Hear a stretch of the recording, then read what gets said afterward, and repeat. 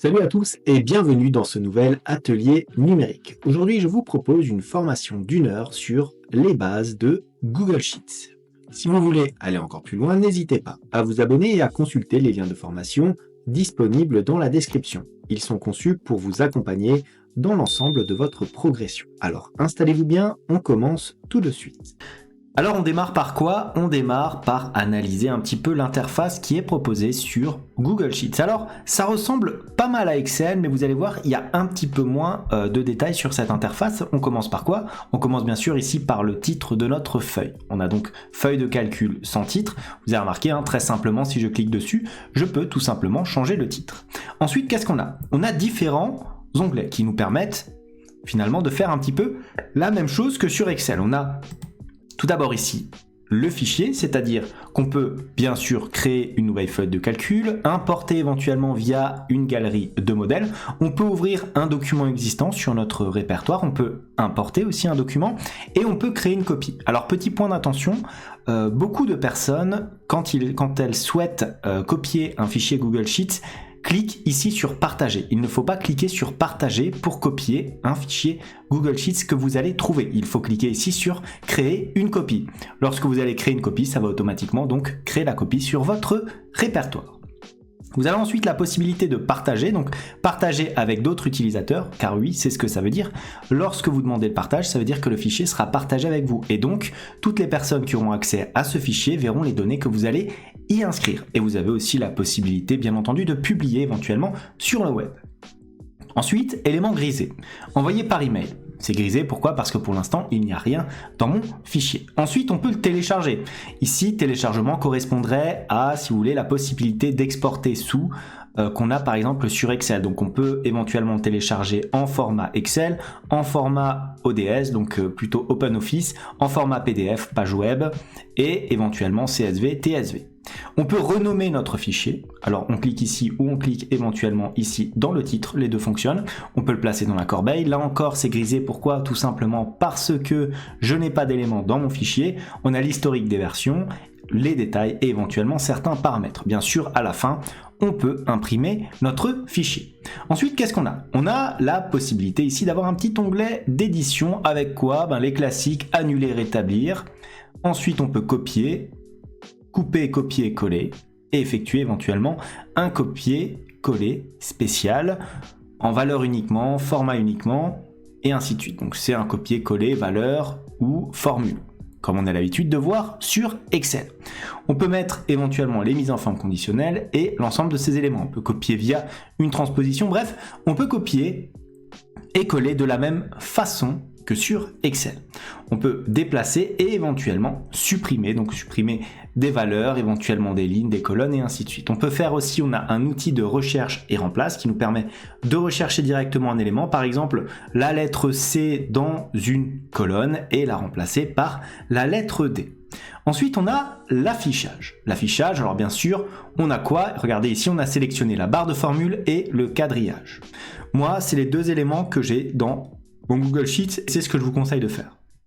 Je n'aime pas afficher les formules ni les plages protégées parce que ça m'empêche, je trouve, de travailler correctement sur un fichier. Ensuite, on peut figer des éléments. Alors, on verra ça un petit peu plus tard dans un cas pratique concret. Donc, on peut figer une ligne, plusieurs lignes. On peut figer des colonnes, notamment lorsque vous avez plusieurs colonnes afin de faire apparaître votre colonne de titre ou votre ligne de titre.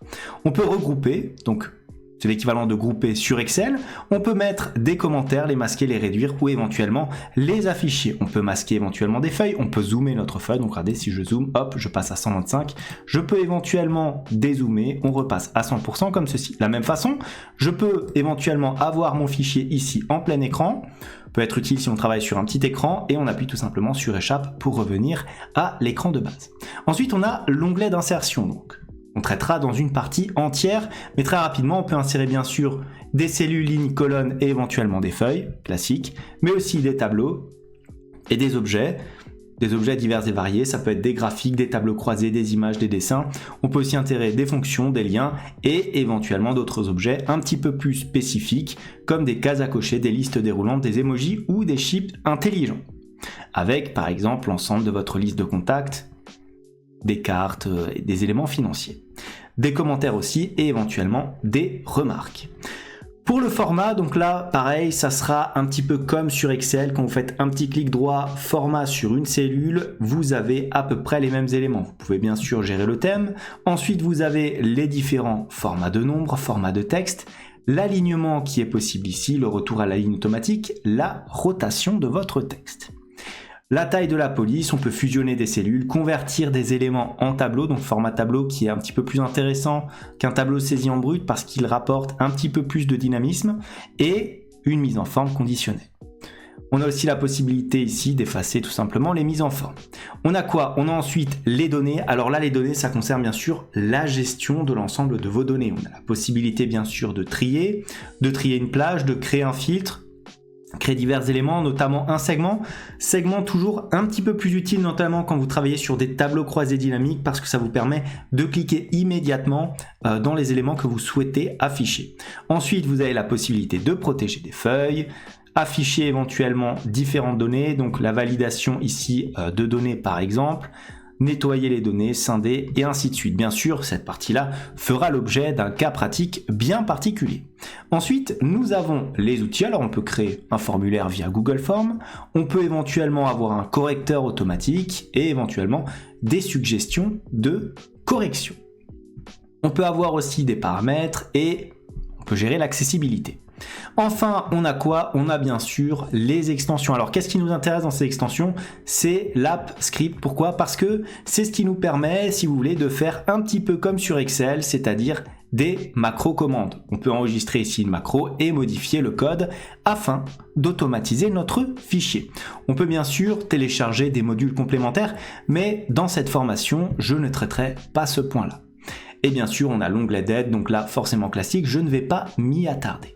Ensuite, qu'est-ce qu'on a? On a notre barre ici qui va nous servir à afficher différents raccourcis, donc les raccourcis classiques et les plus utilisés qui concernent surtout de la mise en forme. Donc, on a annuler et rétablir ici. On a la possibilité d'imprimer. On peut appliquer le format. Donc, vous savez, le petit pinceau qui nous permet de copier un format sur différents éléments. On a le zoom. On a les différents formats numériques les plus utilisés, c'est-à-dire monétaire, pourcentage, et bien sûr gérer les chiffres avant et après la virgule. On a les autres formats ici, donc on peut cliquer, on peut les sélectionner, voilà. Vous voyez l'ensemble des différents éléments, c'est pas exhaustif puisqu'on peut créer des formats personnalisés. On a ensuite la police, donc là aussi très classique, hein. Quel type de police nous allons utiliser, avec à côté la taille de la police, puis ensuite les différents éléments, est-ce qu'on souhaite un texte en gras, en italique, en souligné, la couleur du texte, la couleur de remplissage, les bordures, bref, vous connaissez ces éléments si vous travaillez sur Excel. Et enfin, on a la possibilité de cliquer sur plus pour avoir d'autres petits éléments que l'on traitera bien sûr par la suite. Enfin, qu'est-ce qu'on a? On a la possibilité ici, regardez, de commencer avec des petits tableaux prédéfinis. Donc si je passe dessus, vous voyez, ces tableaux-là sont directement prédéfinis. Donc si vous savez déjà ce que vous devez faire, que vous avez par exemple des tâches à observer, ça peut être utile de faire appel à ce type de modèle. Voilà ce que j'avais à vous dire pour l'interface. Passons à présent à un cas un petit peu plus concret. Alors maintenant, on va entrer dans du concret et on va faire un tableau relativement simple et relativement brut avec Google Sheets. Donc, qu'est-ce qu'on va faire? Je vous propose de créer un petit tableau basé sur une dizaine de vendeurs avec leur chiffre d'affaires, leur numéro de téléphone, leur genre, leur nom et prénom, leur date de naissance, l'ancienneté dans l'entreprise et leur région d'affectation.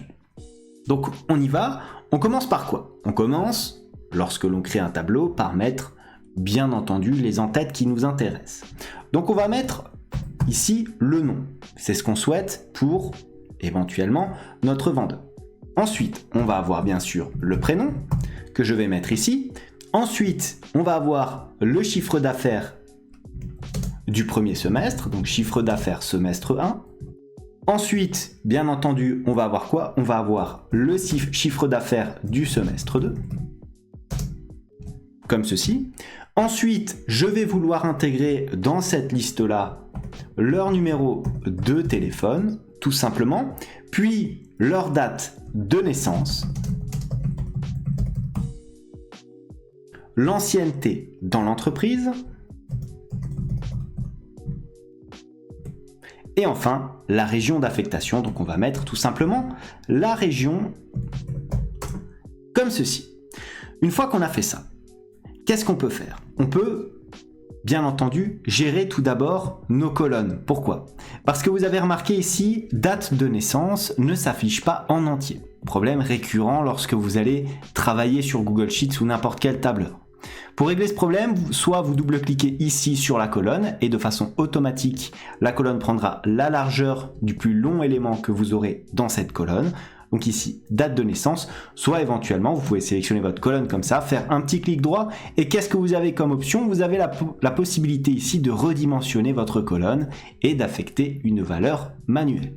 Moi, je préfère généralement cliquer là-dessus. Bien sûr, vous pouvez faire cela en sélectionnant plusieurs colonnes, comme ceci, et en cliquant éventuellement sur l'une d'entre elles. Vous aurez donc ces éléments-là. Mais moi, je ne souhaite pas forcément faire comme ça. Pourquoi? Parce que ici, notre titre, le nom ne sera pas forcément aussi court que l'intitulé. Ensuite, qu'est-ce qu'on peut faire au niveau de ce tableau? Alors, je peux commencer par mettre en forme maintenant mes différents éléments. Comment? Eh bien, je vais les sélectionner comme ceci. Hop, un par un. Je peux aussi éventuellement sélectionner la ligne, si je souhaite, bien sûr, que ma mise en forme s'applique à l'ensemble de ma ligne. Mais là, je vais sélectionner que ces éléments-là, comme ceci. Et qu'est-ce que je vais faire? Déjà, je ne vais pas forcément aligner les éléments à gauche. C'est des titres, je peux les centrer. Alors, comment est-ce que je centre des éléments? Je me place, regardez, ici, aligné horizontalement. Je clique dessus, et qu'est-ce que j'ai? J'ai la possibilité d'aligner à gauche, ce qui est sélectionné ici par défaut. J'ai la possibilité d'aligner au centre et la possibilité d'aligner à droite. Je vais bien sûr aligner au centre comme ceci. Et là, vous voyez que l'ensemble de mes éléments se sont bien entendu placés au centre. Maintenant, il s'agit d'un titre. Donc, qu'est-ce que je vais faire? Je vais éventuellement faire en sorte que les éléments de mon titre apparaissent bien sûr de façon plus directe. Donc, regardez ce que j'ai ici. J'ai la possibilité de mettre du texte en gras. Donc c'est ce que je vais faire, c'est ce qui correspond généralement aux intitulés. J'ai aussi la possibilité de mettre en italique. Généralement, c'est pas ce qu'on met au niveau des titres de nos colonnes. L'italique, c'est plutôt pour, disons, des petites précisions dans un tableau. Et enfin, je peux éventuellement souligner. Ou barrer plutôt. Pas forcément utile ici.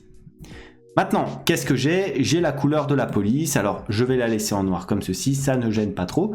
Je peux éventuellement créer d'autres éléments visuels. Regardez, par exemple, ici j'ai une police noire. Si je souhaite un petit peu faire ressortir mon titre, je peux prendre par exemple une police blanche, mais vous me direz, on ne voit plus rien. Et ben non, puisque je vais changer ma couleur de remplissage et je vais passer sur un remplissage en noir comme ceci. Une possibilité, bien sûr, je vous laisse vous amuser avec les couleurs et les différents templates que vous pouvez créer. Maintenant, une fois qu'on a fait ça, qu'est-ce qu'on peut faire? On peut sélectionner éventuellement les éléments qu'il y aura dedans. Vous voyez, par exemple, nom, prénom, je peux taper la première ligne. Par exemple, prendre Martin comme nom, prénom, on va mettre Julien, le chiffre d'affaires du semestre 1. Ça va être quoi? Ça va être, allez, on va mettre par exemple 25 000 €. Voilà. Chiffre d'affaires du semestre 2, petite hausse, on va mettre 30 000 €. Il s'est amélioré en tant que vendeur. Le numéro de téléphone, on va mettre par exemple 02. Voilà, un numéro au pif. J'appuie sur Entrée. Tiens, il se passe quelque chose d'étrange. Pourquoi? Parce que on n'a pas un numéro de téléphone. Vous voyez ici, on a perdu le 0, on ne comprend pas ce qui se passe. Je vais revenir un petit peu plus tard là-dessus. Ensuite, la date de naissance. Alors la date de naissance, je vais mettre par exemple le 11 mars 1989, par exemple. Ensuite, l'ancienneté, on va mettre par exemple 3 pour 3 ans. Et enfin, la région, on va mettre par exemple le Grand Est, tout simplement comme ceci. Voilà. Alors là, j'ai mon tableau, j'ai saisi des éléments. Mais vous êtes d'accord avec moi, en termes de mise en forme, c'est pas forcément ce qu'il y a de mieux. Donc, qu'est-ce que je vais faire? Je vais retravailler ces éléments.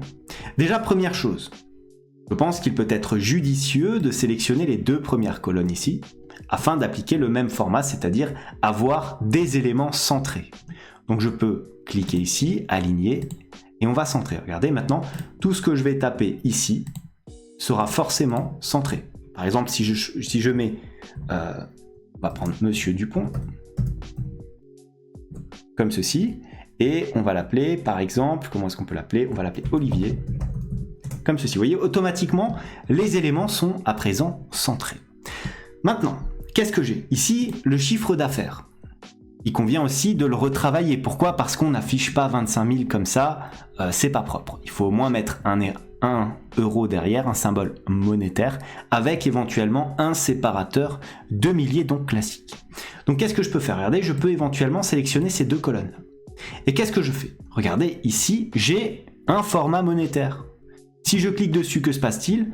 Automatiquement, je me retrouve avec un séparateur de milliers, deux chiffres après la virgule et le petit symbole euro qui apparaît. C'est très simple et ça améliore la visibilité de l'ensemble des éléments. Comme j'ai sélectionné les deux colonnes en même temps, maintenant si je tape éventuellement un chiffre ici, par exemple 40 000 et ensuite 35, automatiquement j'ai les bons éléments qui apparaissent de façon propre et bien entendu totalement correcte. Maintenant, le numéro de téléphone. Et ça, c'est peut-être un petit peu plus compliqué. Le numéro de téléphone, qu'est-ce que c'est? C'est tout simplement un format spécifique. Pour l'instant, on a utilisé des formats relativement simples qui nous étaient proposés ici. Mais maintenant, je vais aller un peu plus dans le détail. Et pour aller dans le détail, et bien sûr, je vais cliquer sur format. Une fois que j'ai cliqué sur format, vous allez voir, c'est intuitif. Qu'est-ce que je vais faire? Il s'agit d'un numéro de téléphone, mais à la base, c'est quoi? C'est des nombres. Donc je vais tout simplement ici dans nombre. Est-ce qu'il y a un format de téléphone proposé directement? La réponse est non. Donc où est-ce que je peux aller? Est-ce que c'est des devises personnalisées que je souhaite afficher? La réponse est non. Est-ce que c'est des dates ou des heures personnalisées que je souhaite afficher? La réponse est là encore non. Il ne me reste plus qu'un choix possible, le format numérique personnalisé. Je clique dessus. Et qu'est-ce que j'ai? Est-ce que j'ai quelque chose qui ressemblerait éventuellement à un numéro de téléphone? Je n'en ai pas. C'est très problématique. Donc, que faire? Je vais regardez, je vais sélectionner uniquement cette cellule-là. Donc, on est dans format, nombre, format numérique. Je vais appliquer un format. C'est-à-dire, je vais lui dire, applique ce format à ce que je vais saisir. Un numéro de téléphone est constitué de quoi? Est constitué de 5 paires de chiffres, séparés par un espace, concrètement. Je ne traiterai pas ici du cas du plus 33, on va afficher un numéro normal. Donc pour faire afficher 5 paires, qu'est-ce qu'on va faire? On va mettre, regardez, 2 fois 0, espace, 2 fois 0, espace, 2 fois 0, espace, 2 fois 0, espace, et encore une fois, 2 fois 0. 1, 2, 3, 5, donc ça va s'afficher comme ça, je l'applique, et qu'est-ce qui se passe? J'ai mon numéro de téléphone qui apparaît correctement. Donc ça fonctionne, c'est très bien. Donc maintenant je vais sélectionner cette colonne-là, et je vais aller dans format, nombre, format numérique, personnalisé, et regardez, mon petit format personnalisé est conservé en mémoire ici, donc j'ai juste à cliquer dessus, à l'appliquer. Et maintenant, lorsque je vais taper un nouveau numéro de téléphone, comme ceci, automatiquement, j'ai le bon format qui apparaît. Alors, le tableau est peut-être un petit peu loin, je vais un petit peu zoomer pour que vous puissiez bien voir la petite différence. Vous voyez, là, on a quelque chose de tout à fait correct. Pour la date de naissance, alors là pareil, je vous propose éventuellement de sélectionner cette colonne-là. Une fois que vous l'avez sélectionnée, qu'est-ce que vous pouvez faire? Vous pouvez aller bien sûr dans format personnalisé ici et on peut avoir quoi? Cette fois-ci les nombres. Et qu'est-ce qu'on a? Heureusement, on a bien sûr des formats qui sont affectés ici et relativement intéressants. Donc le format date classique comme ceci, on le laisse, on l'a déjà tapé mais pour faire propre, on applique le bon format. Donc maintenant, si je tape une autre date de naissance, par exemple le 20 novembre 2000, voilà, comme ceci, j'ai automatiquement le format date qui apparaît. Ce que je peux faire éventuellement, c'est sélectionner encore ma colonne ici et faire quoi? Et éventuellement centrer les différents éléments si je souhaite faire apparaître ces éléments de façon un petit peu plus propre. Maintenant, l'ancienneté. Nous avons une ancienneté ici de 3 ans. Je souhaite à présent faire apparaître différents éléments. Donc regardez, Je clique ici sur format et je vais éventuellement dans nombre. Je peux avoir différents éléments. Vous voyez, on a 3. Moi, ce que j'aimerais, c'est faire comprendre qu'il s'agit d'une donnée saisie en année, sans que ça vienne altérer le fait qu'il s'agisse ici d'une donnée numérique. Donc, je peux sélectionner, pareil, format personnalisé. Et regardez qu'est-ce que j'ai. J'ai des formats qui apparaissent déjà ici. Et j'en ai d'ailleurs un qui correspond exactement à ce que je souhaite. 0, entre guillemets, ANS. Si je clique dessus, automatiquement, je me retrouve avec les éléments. Bien sûr, je peux modifier. Je peux par exemple mettre, si je le souhaite, entre parenthèses, le S, comme ceci, pour dire que voilà, ça peut être éventuellement un an, ça peut être éventuellement 0, donc pas forcément un S, si je veux être tatillon. Je clique sur appliquer et regardez, j'ai 3 ans qui apparaissent ici. Bien sûr, regardez, maintenant si je sélectionne ma colonne et que je vais dans format, nombre, j'ai ici en mémoire les années. Pourquoi? Parce que maintenant, si je mets ici par exemple 10, non 10 ça fait un peu beaucoup pour quelqu'un qui est né en 2000, on va mettre 7, voilà. C'est peut-être même encore trop, on va mettre 5, voilà. Et ben, je me retrouve avec ces différents formats. Et l'avantage, c'est quoi? L'avantage, c'est que là, on est encore sur des données en numérique. Ça veut dire que vous pouvez faire des additions, par exemple. Regardez, si je fais ici égal 3 plus 5, ça va me faire quoi? Ça va me faire 8 ans. Et ben, on peut faire des additions alors qu'on a des éléments textuels dans notre formule. C'est très intéressant, c'est très important, surtout pour la lisibilité de vos différents tableaux, bien entendu. Donc on a 5 ans, qu'est-ce qu'on peut faire? Là aussi, on peut éventuellement centrer les différents éléments comme ceci. Ensuite, on a la possibilité ici d'avoir quoi? D'avoir éventuellement les différentes régions. Donc là, on ne va pas spécialement changer. On va mettre par exemple la Corse, tout simplement. Maintenant, une fois que j'ai fait ça, je peux bien sûr modifier mon tableau. Par exemple, je peux aller ici, regardez, insertion, si je vais remarquer que j'ai oublié par exemple éventuellement une colonne pour afficher le genre de la personne, colonne, insérer une colonne à gauche, insérer une colonne à droite. Insérer une colonne à gauche et là, je peux saisir des éléments. Je peux mettre par exemple le genre de chaque individu. Je peux mettre par exemple masculin ou féminin, M ou éventuellement F. On va mettre M comme ceci. Alors bien sûr, Dupont, on va changer son prénom, on va l'appeler Emma, voilà, et on va dire que maintenant, c'est une femme. Donc j'ai deux genres, masculin, féminin. Là, ce que je vous propose, quand vous avez une liste assez restreinte comme celle-ci, c'est de ne pas laisser la saisie manuelle par l'utilisateur, c'est-à-dire de le bloquer parmi les choix prévus à cet effet. Par exemple, je vais supprimer tout ça, hop, comme ceci. Et je peux éventuellement sélectionner quoi? Alors, je peux aller dans Insertion. Et l'idéal serait d'avoir une petite liste déroulante qui me permette de choisir entre les deux choix. Donc, qu'est-ce qui semble correspondre à cela? Ici, liste déroulante, tout simplement. Et dans cette liste, qu'est-ce que j'ai comme option? J'ai tout simplement ici, regardez, option 1, on va prendre par exemple ça, masculin, voilà. Et option 2, on va mettre quoi? On va mettre par exemple féminin. Comme ceci. J'appuie sur OK. Je sélectionne ici et regardez qu'est-ce qui se passe. Je peux automatiquement sélectionner masculin ou éventuellement le féminin. Voilà. Donc, ce que je peux éventuellement faire, c'est bien sûr le faire sur plusieurs lignes. Vous voyez, je peux me placer par exemple ici. Alors bien sûr, je peux enlever ces éléments-là à chaque fois. C'est pas forcément quelque chose qui a vocation à rester. Et bien sûr, je peux recliquer comme ceci. Je peux bien sûr faire la même chose sur l'ensemble des éléments. Donc comme j'ai dit qu'on va mettre 10 personnes, on va l'affecter ici par exemple 10 fois. Donc on répète tout simplement. Liste déroulante comme ceci. Voilà, on s'embête pas. Masculin. Et bien sûr, on va laisser féminin. Voilà. On clique sur OK et on a notre petite liste déroulante qui apparaît donc ici.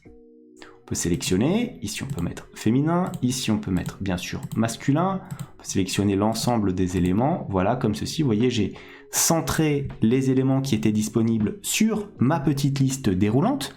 Une fois que j'ai fait ça, alors je peux mettre en forme mon tableau de façon un petit peu plus propre. Comment? En mettant notamment des bordures, puisqu'un tableau généralement contient des bordures. Donc je vais sélectionner l'entièreté de ce que je souhaite remplir de mon tableau. Et je vais mettre des bordures. Comment est-ce qu'on fait ça? C'est très simple, on clique, regardez ici, tout simplement sur bordure. Et j'ai plusieurs types de bordures. J'ai bien sûr les bordures ici en toute bordure, bordure extérieure, bordure horizontale. Vous pouvez bien sûr gérer en fonction de ce que vous souhaitez. J'ai la couleur de la bordure qui est possible. Donc là, on va le laisser en noir, ça ne me gêne pas. Et j'ai éventuellement le style de la bordure, donc le style du trait. Moi, je propose éventuellement de laisser tel quel, donc un petit tableau comme ça. Donc c'est parfait, c'est très bien. Une fois que j'ai fait ça, regardez, j'ai mon tableau avec les différentes bordures, donc bien définies, bien délimitées. Je peux éventuellement, au niveau de l'affichage, si je souhaite, alors bien sûr, là, je n'ai que 10 personnes. Donc, j'ai pas forcément besoin de figer cette ligne, mais je peux le faire et surtout, je dois le faire généralement quand j'ai des tableaux avec plus de données. Donc, on va dans affichage, on va dans figer. Je peux figer, par exemple, une ligne. Comme ceci. Donc qu'est-ce que j'ai fait? Regardez, ma ligne 1 avec les en-têtes est figée. Donc pour la navigation, c'est beaucoup plus pratique. Vous allez pouvoir descendre à chaque fois et voir bien entendu vos en-têtes ici pour bien savoir ce qu'il y a dans vos différentes cellules. Une fois que vous avez fait ça, bien sûr, l'affichage comme ceci est figé. Vous pouvez le faire à la fois pour les lignes, mais aussi pour les colonnes. Comme je n'ai pas ici de titre pour mes colonnes, ça n'a pas d'intérêt, bien entendu. Une fois qu'on a fait ça, ce que je peux vous proposer aussi, c'est quand on finalise un tableau, c'est généralement d'enlever le quadrillage pour ne pas entrer en contraste avec les éléments de notre bordure. Donc pour cela, on va tout simplement dans affichage, afficher, et regardez qu'est-ce que je peux décocher. Je décoche ici le quadrillage. Et je me retrouve avec un tableau très simple et très propre à afficher à présent, et qui nous donne donc le petit répertoire de nos différents vendeurs. Alors, on a mis en forme notre tableau et maintenant, qu'est-ce que je souhaite vous montrer? Je souhaite vous montrer comment utiliser les formules, les fonctions de base plutôt sur Google Sheets. Vous allez voir, ça se rapproche beaucoup, pour ne pas dire c'est quasiment la même chose que sur les autres tableurs que sont par exemple Excel ou LibreOffice.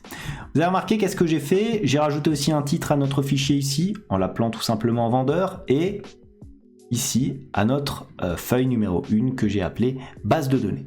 Vous remarquerez aussi que j'ai rempli le tableau, donc j'ai mis l'ensemble des éléments, donc à la façon de ce que nous avons fait tout à l'heure, avec différents noms, prénoms. J'ai rempli bien sûr la colonne de genre, les chiffres d'affaires, le téléphone, la date de naissance, l'ancienneté et la région. Et j'ai rajouté en bas les éléments que je souhaite intégrer à mon fichier, donc des éléments automatiques que je vais déduire des informations saisies en brut dans mon tableau.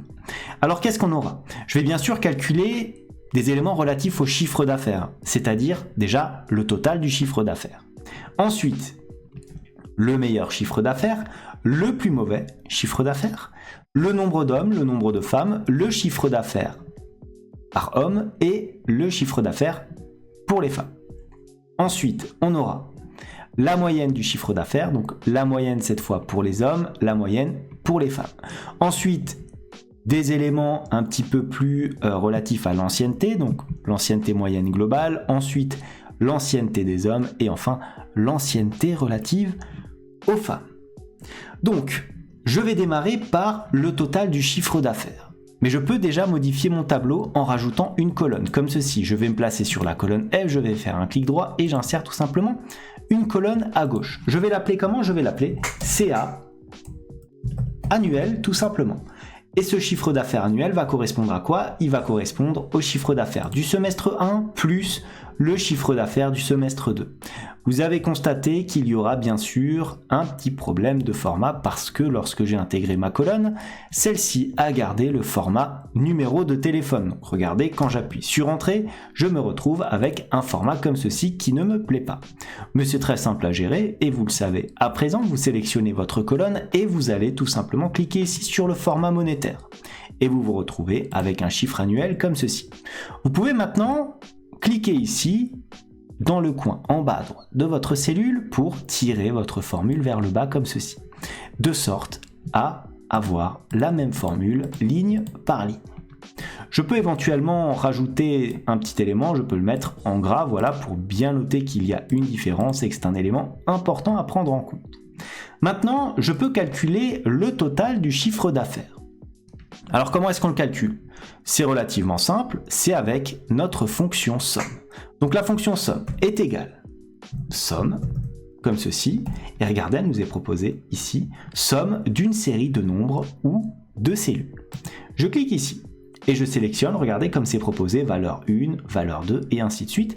Donc je me place ici sur le CA annuel, je sélectionne comme ceci et surtout je n'oublie pas de fermer ma parenthèse et d'appuyer sur Entrée. Ici, j'ai une saisie automatique qui m'est proposée. Alors d'instinct, je vois que c'est relativement faux, je cherche le meilleur chiffre d'affaires, le plus mauvais. La saisie automatique qui m'est proposée ne correspond pas à cela. Elle doit prendre à chaque fois les cellules un petit peu plus en bas. Vous voyez, là par exemple, le fichier doit croire que je souhaite faire l'addition comme ceci, de ces différents éléments, ce qui est faux. Maintenant, je vais calculer le meilleur chiffre d'affaires. De combien est-il? Alors, c'est très simple, on va faire égal. Égal quoi? On a une fonction spécifique pour cela, égal max. J'ouvre ma parenthèse et je vais sélectionner les valeurs que je souhaite avoir. Donc, là pareil, c'est tout simplement ma colonne de CA annuel. Je ferme ma parenthèse, j'appuie sur Entrée. Le meilleur chiffre d'affaires est donc de 106 347 €. Maintenant, la même chose avec le plus mauvais chiffre d'affaires. On a une fonction max ici, vous vous doutez bien qu'il y a son pendant avec une fonction minimum qui me donne le montant minimum d'une plage de données. Donc on fait égal min, j'ouvre ma parenthèse, donc pareil, valeur 1, valeur 2, regardez ici min, valeur minimale d'un ensemble de données numériques. Je ne l'aurais pas mieux dit. J'ouvre ma parenthèse et je vais sélectionner la même liste de données, c'est-à-dire mon chiffre d'affaires annuel ici. J'oublie pas de fermer la parenthèse et j'appuie sur Entrée. Donc on aura quoi? On a le chiffre d'affaires total qui s'établit à 769 465 €. Le meilleur chiffre d'affaires de cette liste de données est à 106 347 €. Le plus mauvais chiffre d'affaires, donc le plus mauvais de nos vendeurs, a fait un chiffre d'affaires de à peine 55 000 €. C'est le premier ici. C'est notre ami Martin Julien. Ensuite, on est donc prêt pour ces éléments. On passe à la suite. Le nombre d'hommes. Alors là, il va falloir faire appel à une fonction qui calcule un nombre. Donc j'ai fait égal. Égal quoi? Égal NB. L'abréviation de nombre tout simplement. NB quoi? Parce que là, on cherche le nombre d'hommes. Donc il va falloir que je calcule avec une conditionnelle. Donc, qui dit conditionnelle dit nombre, point, si, tout simplement. Pourquoi? Parce que le si apporte toujours une partie conditionnelle. Calcul conditionnel d'une plage de données. Je clique là-dessus. Et qu'est-ce que je dois avoir comme information? Je dois avoir ma plage et bien sûr le critère. Ma plage, c'est quoi? C'est ma colonne de genre, comme ceci. Point virgule, le critère, qu'est-ce que c'est? C'est de toute façon, c'est masculin, relativement simple. Attention, j'insère un texte dans une fonction, donc je dois impérativement commencer par des guillemets et je vais mettre masculin, comme ceci. Je ferme les guillemets, je ferme bien entendu ma parenthèse et j'appuie sur Entrée. J'ai donc 4 hommes.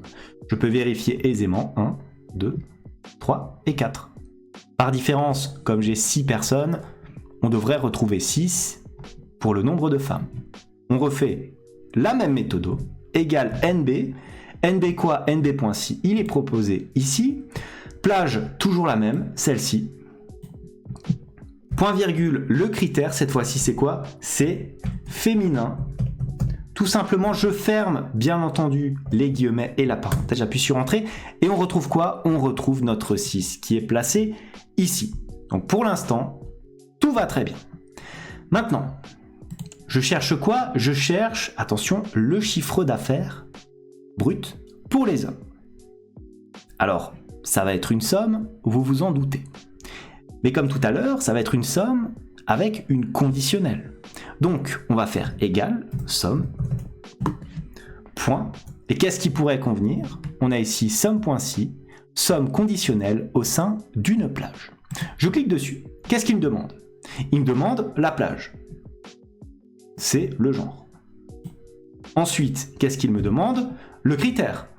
Masculin, puisqu'on cherche les hommes. Comme ceci. Point virgule, la plage assommée si la condition ici est validée. C'est quoi? C'est le chiffre d'affaires annuel, tout simplement. Comme ceci. Je ferme la parenthèse et j'appuie sur Entrée. Donc le chiffre d'affaires relatif aux hommes s'établit à 312 920 € et le chiffre d'affaires pour les femmes est égal à somme.si.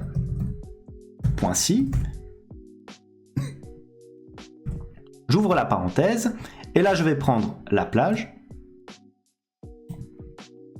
point virgule, le critère. Critère c'est quoi? Cette fois-ci c'est féminin. Je referme ma parenthèse bien sûr et mes guillemets. Alors attention, je les ferme un petit peu vite, hein, je ne le ferme pas tout de suite, je fais un point virgule d'abord et je prends bien sûr la plage assommée. Je ne vais pas trop vite et là maintenant, je ferme ma parenthèse, j'appuie sur Entrée. 450 540 €. 456 540 €. Et là, normalement, si on veut checker, il faut que la somme des deux me fasse bien entendu 769 465, c'est ce qu'on a ici au niveau de notre somme. Donc, ça fonctionne parfaitement. On constate que les femmes ont pu générer un chiffre d'affaires supérieur à celui des hommes. Mais il y a moins d'hommes dans la structure. Donc ça peut éventuellement s'expliquer.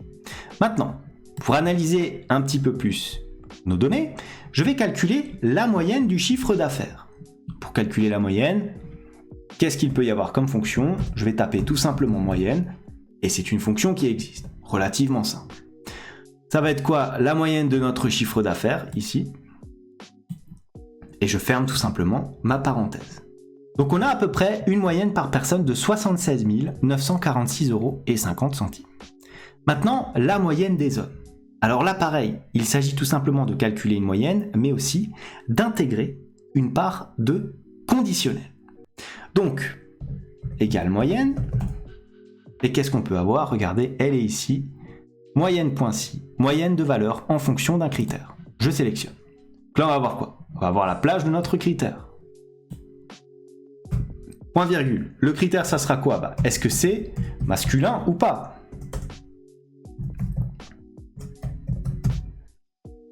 On referme le guillemet. Point virgule. On prend la somme, on prend la colonne chiffrée qu'on va utiliser pour faire notre moyenne ici, donc le chiffre d'affaires annuel. Et qu'est-ce qu'on va faire? On va fermer tout simplement notre parenthèse. On appuie sur Entrée. Les hommes ont donc une moyenne de chiffre d'affaires qui s'établit à 78 231 € et 25 centimes. Maintenant, on fait pareil pour les femmes. Moyenne. Moyenne.si. La plage, bien entendu. C'est ici le genre. Point virgule, le critère c'est quoi? C'est de savoir si bien entendu c'est féminin ou pas. On ferme nos guillemets, point virgule, et la plage à utiliser comme moyenne, c'est quoi? C'est le chiffre d'affaires annuel, tout simplement. On ferme la parenthèse, on appuie sur Entrée.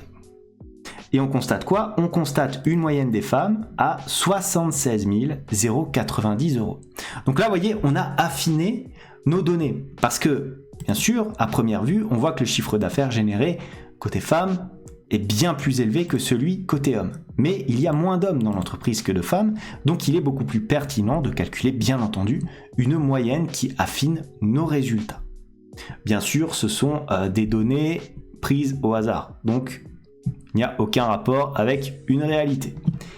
Ensuite, dernier élément que je souhaite voir avec vous, l'ancienneté moyenne. Ça va être la même chose. Égale quoi? Égale moyenne. Et je vais sélectionner quoi? Cette fois-ci, ma colonne d'ancienneté, tout simplement. Je ferme ma parenthèse, j'appuie sur Entrée. Donc, globalement, ça fait 4 ans que les gens sont en moyenne dans l'entreprise. Voilà. Ensuite, l'ancienneté des hommes. Égale moyenne. Là, pareil, vous avez compris. Moyenne si, tout simplement. Plage. Comme ceci. Point virgule. C'est quoi? C'est masculin. Comme ceci.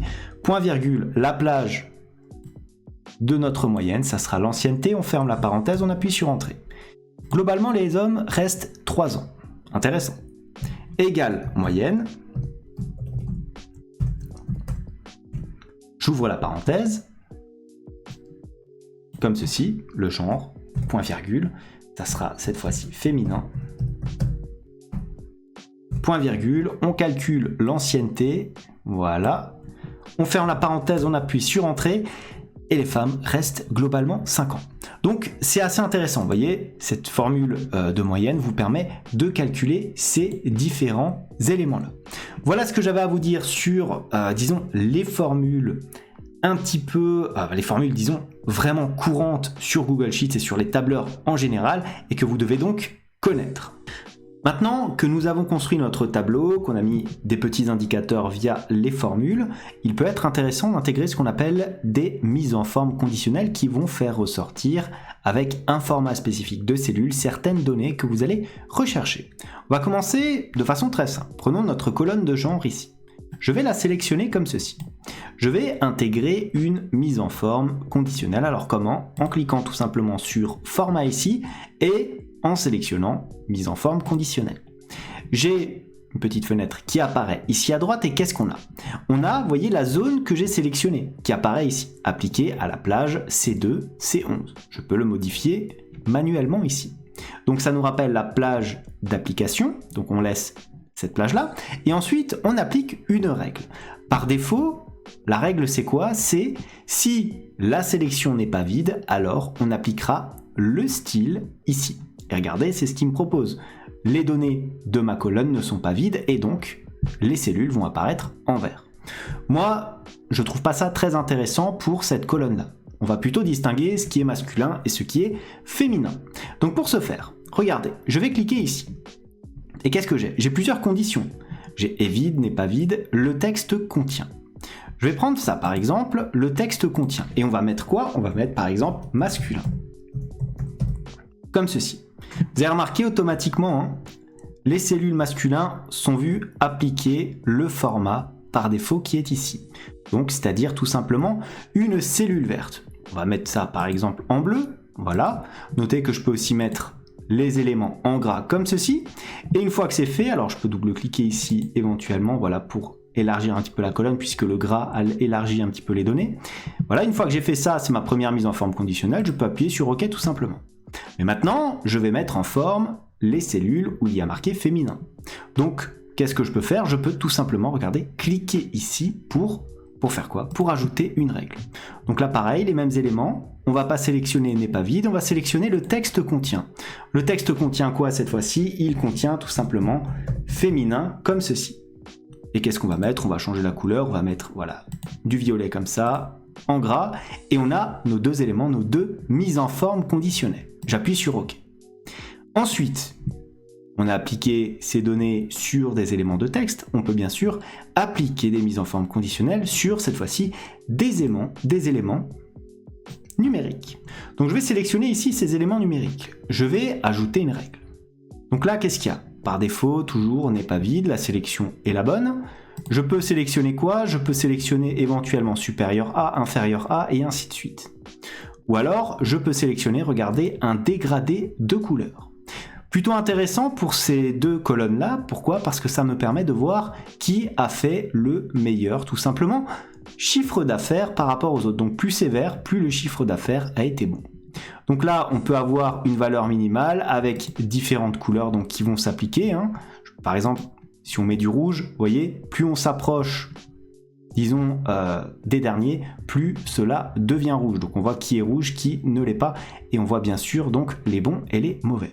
C'est plutôt intéressant, là donc le milieu c'est un peu aucun, et le vert, bon on peut laisser vert, on peut mettre éventuellement un vert un petit peu plus vif, et regardez on a un beau dégradé de couleurs qui va nous permettre, en un clin d'œil, de voir qui domine notre tableau des vendeurs.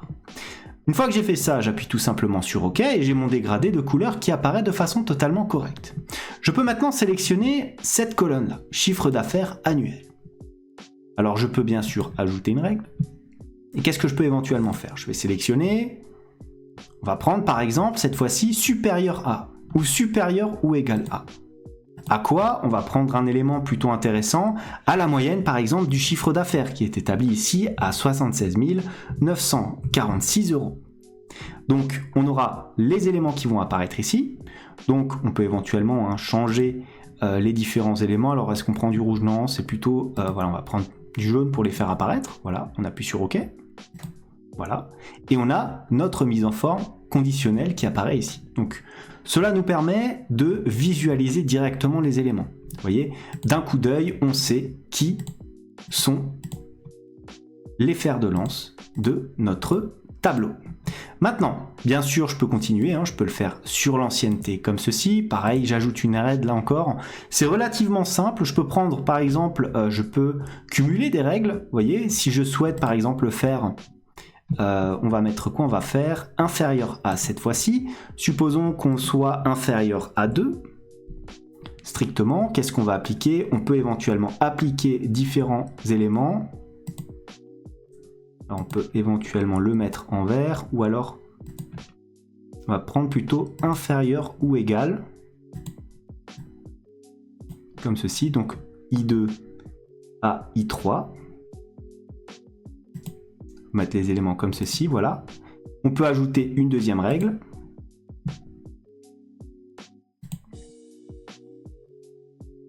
Inférieur ou égal, cette fois-ci on va mettre par exemple 5, comme ceci.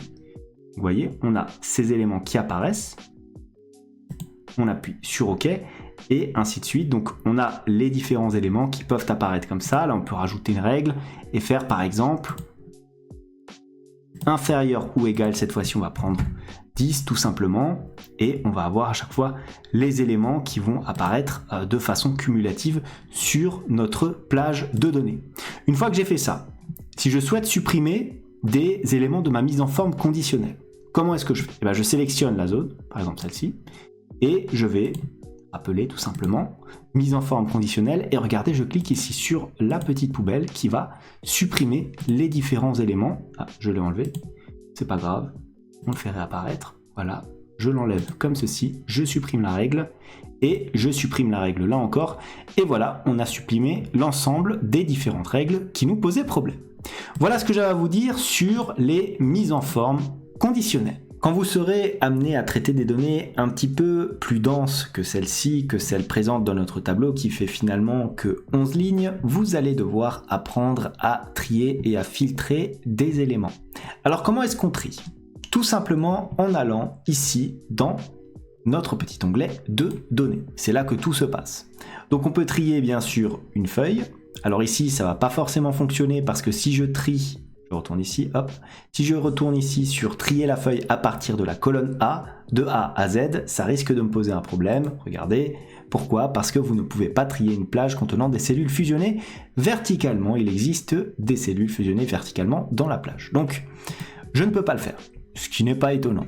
Mais ce que je peux faire, c'est bien sûr, regardez, sélectionner directement une plage, retourner dans mon onglet ici de données, et je peux à présent trier ma plage de données. Donc je peux la trier de A à Z, ou je peux la trier de Z à A. Regardez, si je trie comme ça, hop, j'ai donc mes données qui sont triées. Mais vous avez remarqué que ça n'a trié que la première colonne. Par conséquent, ça n'est plus en adéquation avec l'ensemble des autres éléments. Donc je fais un petit retour, hop, et je vais sélectionner l'entièreté ici de mon tableau tout simplement. Je vais aller dans Données, trier une plage. Et maintenant, regardez, si je trie à partir de la colonne A, vous avez remarqué quoi? Vous avez remarqué qu'automatiquement, cela a trié l'ensemble de la ligne de mon tableau, ce qui est bien plus correct. Donc là, j'ai un tri par ordre alphabétique des noms de mes différents vendeurs. Je peux aller dans Données, trier une plage, et je peux avoir des options avancées de tri de plage. Donc données avec en tête, ça n'est pas le cas ici, j'ai sélectionné, regardez, juste les zones à trier, je n'ai pas sélectionné mon en-tête, donc je n'ai pas à cocher cette cellule-là. Je peux trier par, si je le souhaite, regardez ici donc dans le détail, par exemple les prénoms. Je pourrais prendre ici la colonne B de A à Z, je trie, et regardez, ça a trié en fonction des prénoms. Donc c'est toujours assez intéressant. Souvenez-vous que lorsque, alors je vais faire un petit retour parce que c'est plus logique de trier par le nom. Souvenez-vous donc, pour trier, vous sélectionnez d'abord la plage que vous souhaitez trier. Alors, vous auriez pu trier la feuille ici si je n'avais pas inséré en bas des données. Mais dans tous les cas, vous auriez pu trier, bien entendu, par la plage.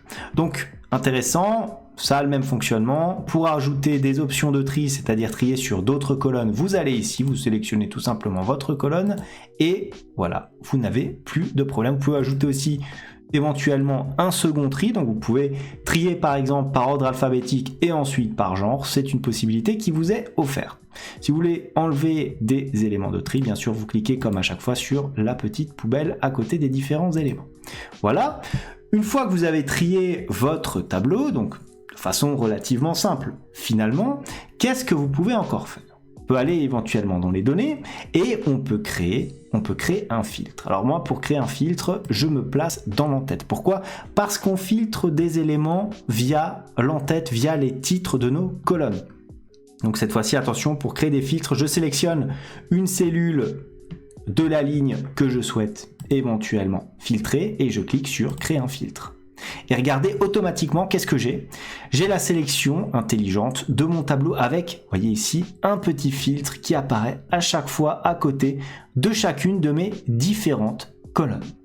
Alors c'est plutôt intéressant, je peux filtrer par quoi ? Si je clique dessus, je peux filtrer, alors ici c'est logique, je peux filtrer bien sûr par prénom. Si je souhaite, par nom, pardon. Si je souhaite uniquement voir la ligne de Fournier, je n'aurai qu'à éventuellement effacer cette sélection, appuyer sur OK et regardez, automatiquement j'ai cette ligne qui apparaît. Relativement simple. Je fais un petit retour comme ceci. Pareil pour les prénoms, c'est le même type. Pour le genre, forcément, on aura uniquement 2 sélections à faire. Si je veux prendre l'entièreté des éléments masculins, je décoche tout simplement le féminin et je me retrouve avec l'entièreté des éléments masculins. Je fais un petit retour, voilà.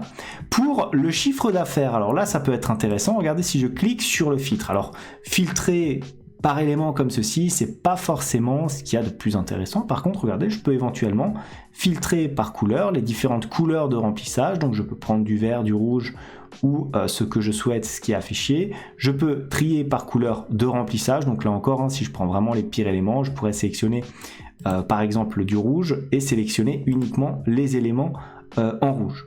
Maintenant, je peux éventuellement filtrer par condition. Donc voilà, pour l'instant, il n'y a aucune condition. Et là encore, je peux sélectionner éventuellement inférieur, supérieur. Si je sélectionne, par exemple, supérieur à, je pourrais prendre, je ne sais pas, 25 000, comme ceci, et sélectionner les différentes données en appuyant sur OK. Et voilà, regardez, j'ai les données supérieures à 25 000 € à chaque fois. Si je veux enlever maintenant mes différents filtres, alors qu'est-ce que je vais faire ? Je vais cliquer sur le filtre ici, et je peux éventuellement enlever ces différents éléments comme ceci, donc de façon très simple. Hop, j'appuie sur OK, donc j'ai enlevé ce filtre là et de façon un petit peu plus concrète, donc si on va ici, je peux supprimer le filtre. Moi, ce que je vous conseille de faire, quand vous avez plusieurs filtres comme ça et que vous savez plus trop si tout a été sélectionné ou tout n'a pas été sélectionné, c'est que vous faites, si vous voulez revenir à la base, vous allez dans Données, supprimer le filtre. Hop, vous allez faire apparaître l'ensemble de vos données et ensuite vous recréez le filtre. Je trouve que c'est ce qu'il y a de plus propre pour éviter le genre de problème. Vous savez, vous allez mettre un filtre sur la colonne A, ensuite un sur la colonne E, mais vous ne vous souviendrez plus que vous avez mis le filtre sur la colonne A. Bref, pour empêcher ce genre de problème, généralement je défiltre et je refiltre pour être sûr d'avoir une saisie complète lorsque je souhaite sélectionner des éléments de mon tableau. Maintenant, qu'est-ce que je peux faire ? Alors, en plus de ce filtre-là, on a la possibilité de créer une vue éventuellement avec critères de regroupement. Donc là, ce serait plutôt par nom, comme ceci. Donc ce serait pas forcément ce qu'il y a, vous voyez, c'est pas forcément ce qu'il y a de plus intuitif au niveau de la sélection. Ce que je pourrais éventuellement faire, c'est quoi ? C'est éventuellement ici les critères de regroupement par région. Donc je me suis placé sur les régions. Pourquoi ? Pour voir, regardez, au niveau de la région Corse, on a 2 personnes avec à chaque fois leur chiffre d'affaires et leurs détails. Donc on a vraiment des éléments sous un format tableau qui nous permettent de voir en fonction des différentes régions les différents vendeurs et leurs résultats, bien entendu. Donc voilà, ça peut être assez intéressant. Généralement, vous n'appliquez ce type de filtre uniquement à des sections, à des rubriques. Donc je fais un petit précédent comme ceci, hop, je reviens. Je pourrais aussi le faire pour tout ce qui est genre comme ceci. Donc je sélectionne, je vais dans données, c'est plutôt intéressant. Critères de regroupement, par genre. Donc là, on aura vraiment un regroupement féminin et masculin, ce qui peut être relativement intéressant si on souhaite faire la distinction entre les deux. Donc je fais un petit retour comme ceci, je retourne dans mon tableau très simplement et je retourne dans mon onglet ici de données. Je peux créer une vue filtrée, donc voilà, donc on peut rester comme ça, vous voyez, filtre temporaire. C'est pas forcément ce que j'utilise le plus, c'est pas forcément très utile. On peut enregistrer éventuellement en tant que vue filtrée, donc pareil, ou on peut aussi ajouter un segment. Alors un segment, c'est plutôt utile quand vous avez un tableau avec beaucoup de données et que vous essayez par exemple de sélectionner rapidement les informations, notamment quand vous faites des tableaux de bord un peu dynamiques en utilisant des tableaux croisés dynamiques. Donc si je clique dessus, qu'est-ce que cela va me proposer? Ça va me donner toute une liste, en gros toutes mes colonnes, et ça va me proposer à chaque fois les segments. Donc je vais prendre quoi? Je vais prendre par exemple le segment région, qui va me permettre en un clic de sélectionner les différentes régions. Donc je clique sur région comme ceci, donc très simplement, hop, je peux enlever ça, et je garde mon segment qui est ici. Regardez, hop, je le déplace, je le mets là. Et maintenant, plutôt que de mettre un filtre ici dans ma colonne, regardez, je me place dans mon segment et automatiquement, alors là forcément tout est coché, j'enlève les différentes coches et je peux faire apparaître uniquement le grand test comme ceci en appuyant sur OK. Je peux faire apparaître bien sûr les autres régions. Tiens d'ailleurs, j'ai 2 fois grand test parce que sûrement, vous voyez la différence si vous ne faites pas exactement le même orthographe. Ici j'ai grand test avec un petit tiret et grand test sans tiret, ce qui effectivement me propose donc 2 filtres. Donc là je peux éventuellement changer, hop, j'enlève le tiret, j'appuie sur Entrée, et maintenant si je sélectionne les éléments, je n'ai plus qu'un grand test qui s'affiche. Donc là c'est déjà un petit peu mieux. Je peux faire pareil pour la Corse et ainsi de suite. Donc voilà, j'ai une seule donnée, une seule occurrence pour la Corse. Je sélectionne les 5, OK, je fais apparaître l'ensemble de mes différentes données. Alors voilà les éléments importants à savoir au niveau du tri et de la création de segments. Vous allez voir sur un petit tableau comme ça, c'est toujours assez simple à utiliser finalement, mais vous verrez que lorsque vous aurez à traiter des tableaux un peu plus complexes et beaucoup plus denses, il faudra impérativement connaître cette notion de filtre et de tri. Maintenant qu'on sait mettre en forme un tableau, qu'on sait appliquer certaines formules, il convient de faire ce qu'on appelle une création de graphique. Alors, vous allez voir, les graphiques généralement ça sert uniquement à la présentation de vos données, mais il peut être intéressant de savoir comment les créer et comment éventuellement les modifier. Je vais vous montrer un peu les 3 graphiques principaux que vous aurez à utiliser généralement lorsque vous allez travailler sur un tableur. Donc premier exemple, on a ici, regardez, une liste de noms, une liste de vendeurs classiques avec à chaque fois un chiffre d'affaires annuel. Je souhaite mettre ici, dans cet espace, un graphique qui me permettrait de représenter l'ensemble de ces différentes données. Donc comment faire? Je peux me placer, regardez, et c'est ça qui est plutôt pas mal avec Google Sheets, je peux me placer par exemple à côté de mes données, je peux les sélectionner ou je peux cliquer tout simplement ici et regardez. Je clique sur Insertion. Dans Insertion, j'ai quoi? J'ai Graphique. Je clique sur Graphique, que se passe-t-il? Vous avez remarqué, et ça c'est plutôt formidable, qu'automatiquement il a compris que les données pertinentes étaient celles-ci, donc avec les prénoms qu'on retrouve bien sûr ici, et les valeurs chiffrées qui apparaissent donc de cette façon-là. Donc un graphique à colonne classique. On les a sous ce format-là. On a à chaque fois les différents éléments. On a aussi ici notre éditeur de graphique qui est donc apparu à droite. Cet éditeur nous permet de modifier certains éléments. Donc première chose qu'on peut modifier, c'est bien sûr le type de graphique. Donc si je clique dessus, regardez qu'est-ce qu'on a. On a une suggestion qui apparaît, ce qui peut être plutôt intéressant. On a un graphique comme ceci, donc graphique secteur. On a aussi un chiffre d'affaires comme ceci, ce qui peut être intéressant, vous voyez, comme ça on pourrait mettre éventuellement les noms à côté des différentes barres. Et on peut avoir un empilement, donc là on a un empilement standard, on a aussi des empilements à 100%, vous voyez, ça c'est pas forcément très utile, donc on va mettre aucun empilement. On a la plage de données, donc là automatiquement, regardez, ça a sélectionné quoi? Ça a sélectionné tout simplement la plage de A1 à B11, tout simplement, voilà, et il a bien sûr compris qu'il y avait des en-têtes ici, puisque nous ne les retrouvons pas dans ces éléments. Il les a bien repris dans le nom des différents champs.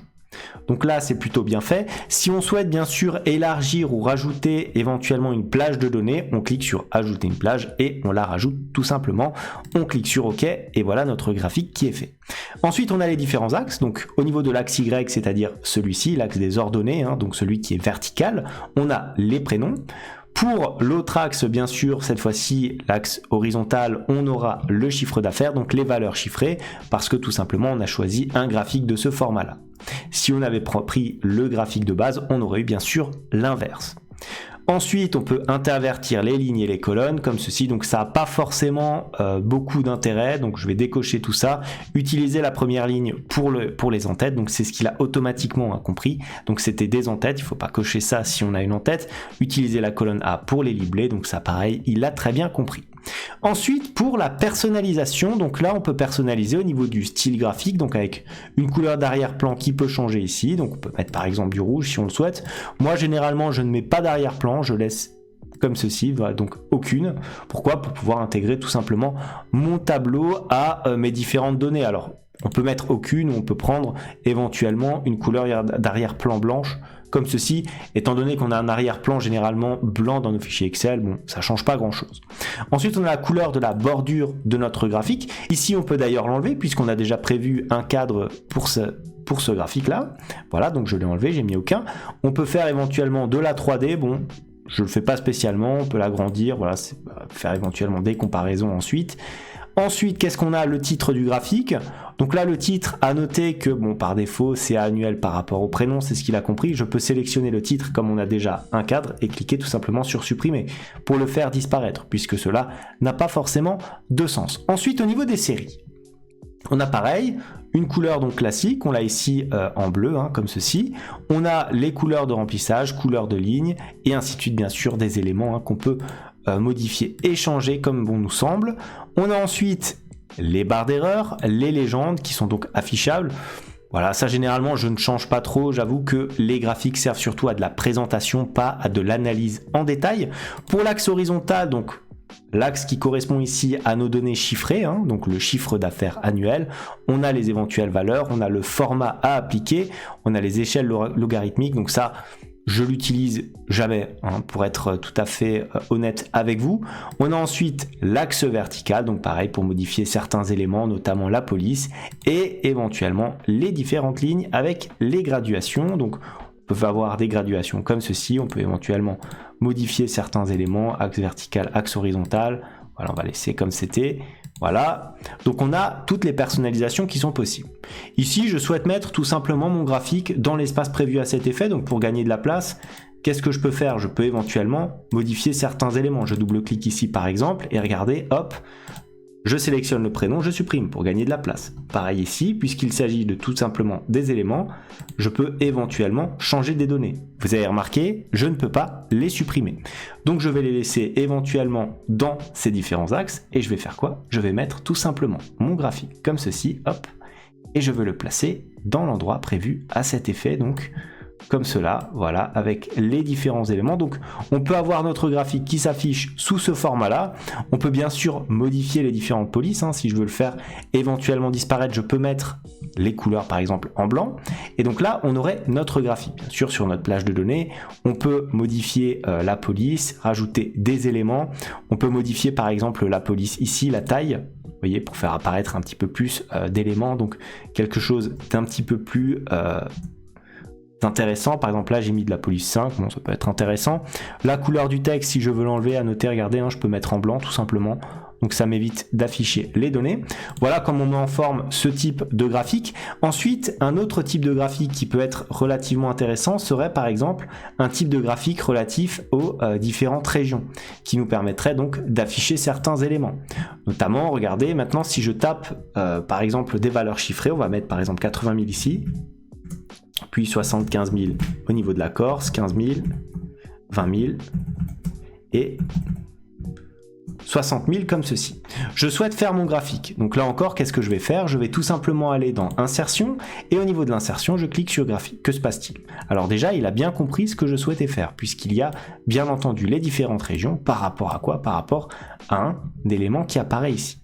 Je peux éventuellement changer le format, voilà, je peux peut-être le passer en euros tout simplement, comme ceci, pour le faire passer en euros ici tout simplement, et je double-clique pour faire apparaître mon éditeur de graphique. Et qu'est-ce que je fais? Je clique ici, et cette fois-ci, bon, qu'est-ce qui s'y prête? C'est éventuellement un graphique en secteur relativement simple. Pour modifier mon graphique en secteur, je peux aller dans Personnaliser, je peux pareil, modifier éventuellement le style de mon graphique.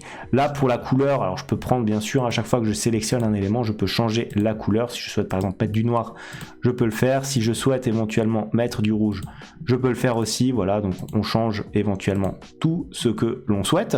On a donc les différents éléments qui apparaissent ici. Là encore, je peux éventuellement enlever tout simplement le titre et replacer éventuellement mon graphique dans la zone prévue à cet effet. Voilà, tout simplement. Les graphiques sont assez simples à mettre en place sur Google Sheets, sont vraiment assez intuitifs par rapport à ce que c'est par exemple sur Excel. Là, au niveau de la personnalisation, qu'est-ce qu'on pourrait avoir encore?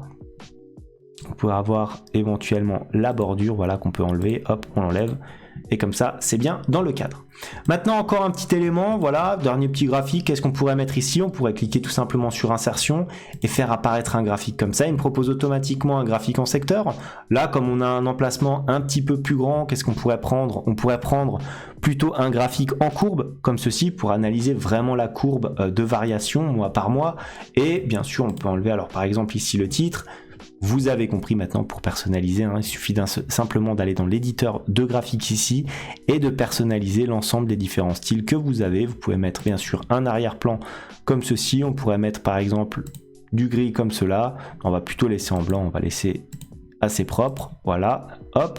Mon graphique, qu'est-ce que j'en fais? Eh ben, je le place éventuellement dans cette zone-là. Donc tout simplement, voilà, on s'embête pas. On le laisse comme ceci et on a notre graphique qui apparaît comme ceci avec différentes courbes. Donc vous avez compris comment ça fonctionne. Bien sûr, on peut enlever les différents éléments, notamment les bordures, voilà, pour rester assez propre dans ce qu'on fait. Et voilà donc 3 types de graphiques relativement simples à réaliser sur Google Sheets. Vous avez vu, tout se fait de manière assez automatique. Généralement, vous n'allez pas avoir autre chose à utiliser dans vos rapports. Vous pouvez, à noter, vous pouvez aussi éventuellement avoir des graphiques sous format géographique, c'est-à-dire avec une carte, par exemple la carte de France, et différents points qui apparaissent en fonction de votre chiffre d'affaires, par exemple. Mais c'est quand même assez rare. Moi, je vous conseille de savoir utiliser ces graphiques de base et vous saurez régler 90% des problèmes graphiques sur Google Sheets.